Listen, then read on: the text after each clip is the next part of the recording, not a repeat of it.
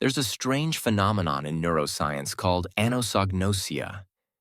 It's a condition where a person has a clear disability, like a paralyzed arm, but their brain completely denies it exists. And here's what's haunting about it. They aren't lying. They genuinely believe their arm works. Their brain has constructed an entire narrative to keep their sense of reality intact. The neurologist asks, "Can you clap your hands?"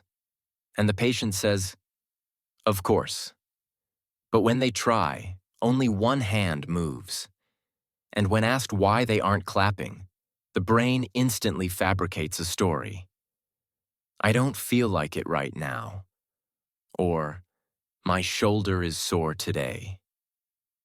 The brain will do anything to maintain its model of reality, even if that model is completely false. Now, most of us think we're awake. We think we're seeing the world exactly as it is. But what if I told you that the human brain is essentially a reality simulator? It isn't showing you the world as it truly is. It's showing you a story it's created to keep you safe, to keep you functioning, to keep you asleep.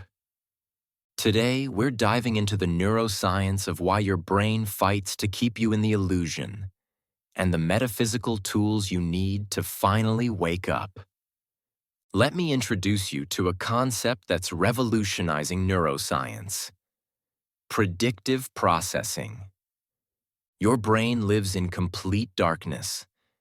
It's locked inside a bone box called your skull. It never directly experiences light, sound, or touch. All it gets are electrical signals, pulses of data streaming in from your sensory organs. And from those signals, it has to guess what's happening out there in the world. So what does it do? It creates a simulation, a prediction. Based on everything you've ever experienced, every pattern you've ever learned, your brain generates its best guess about what's real. Neuroscientist Anil Seth calls this a controlled hallucination. Think about it. When you look at a chair, you're not actually seeing atoms vibrating in space.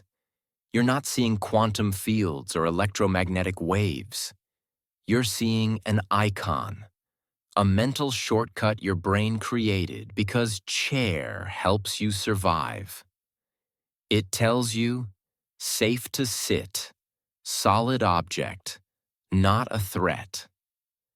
This is what the ancient spiritual traditions called Maya, the veil of illusion.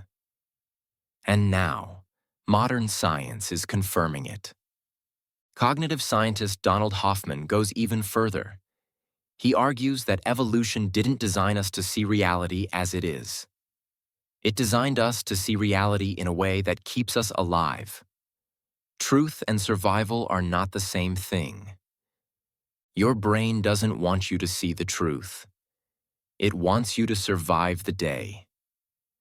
And here's the kicker. Your brain is so committed to its simulation that it will ignore, distort, or rewrite anything that contradicts it. Just like the patient with the paralyzed arm, you and I walk around with blind spots we can't even see. We live in a story we don't realize we're telling ourselves. I remember a period in my life where I felt completely stuck.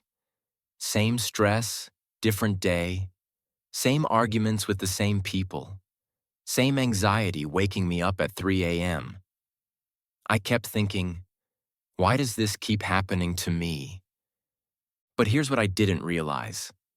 It wasn't happening to me. I was replaying it. My brain had built a simulation of how life works, and I was trapped inside it, reacting to ghosts of the past. This is what neuroscientists call a default mode network loop, the brain's autopilot.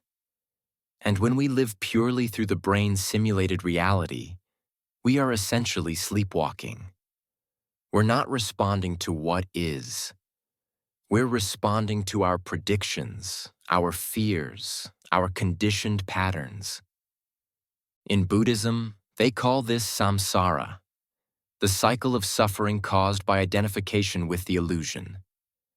The Sufis talk about nafs, the ego self that mistakes its story for reality. These weren't just poetic ideas. They were precise psychological observations. Because here's the truth. Most of what you think is you is just the simulator talking.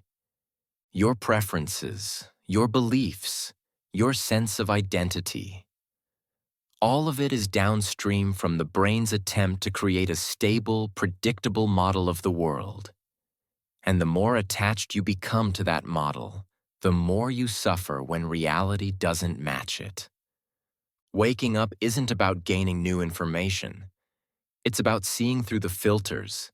It's about recognizing, oh, this anger I'm feeling? That's not reality. That's my brain running an old script. This fear? That's not the present moment.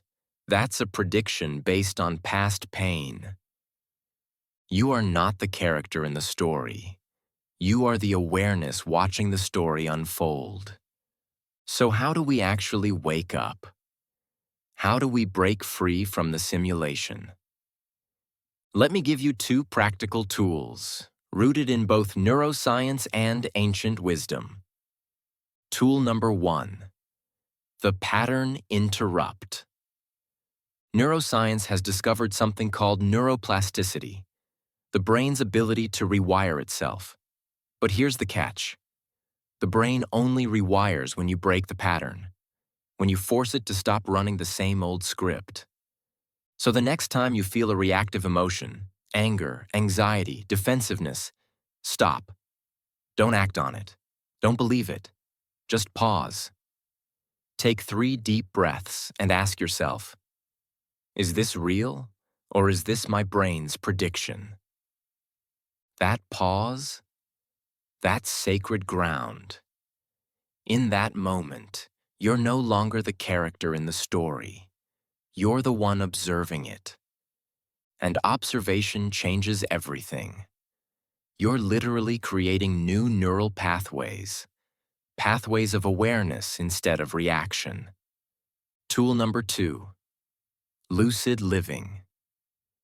You know how in a lucid dream, the moment you realize you're dreaming, everything shifts? The nightmare loses its power. You can start to navigate consciously. The same thing applies to waking life. Throughout your day, ask yourself, am I awake right now? Or am I on autopilot? Look at your hands. Feel your feet on the ground. Notice the quality of the light. These micro moments of presence are how you train your brain to distinguish between the simulation and what actually is. Thich Nhat Hanh called this mindfulness. The Gnostics called it remembering yourself. Gurdjieff called it self-observation. Waking up is the moment you stop being a character in the story and start being the one who is aware of the story. And once you see it, you can't unsee it. So here's where we are. Science and spirituality are finally shaking hands. The neuroscientists are telling us what the mystics have been saying for thousands of years, that the world we see is not the world that is. It's a construction, a simulation, a controlled hallucination. But here's the beautiful part. The illusion isn't a bad thing. It's a tool. The problem is, we've forgotten how to use it. We've mistaken the map for the territory. We've confused the menu for the meal. Waking up doesn't mean rejecting the world. It means seeing it clearly. It means living in the simulation without being trapped by it. It means being fully present, fully alive, fully here, while also recognizing the game for what it is. And I want to hear from you. I want to know, have you ever had a moment where the illusion cracked? Maybe it was a glitch in your day, a sudden flash of presence where everything felt hyper-real. Or maybe it was a moment of grief, or beauty, or silence where the veil just lifted? Tell me that story in the comments below. I'm collecting lucid moments, and I want to hear yours.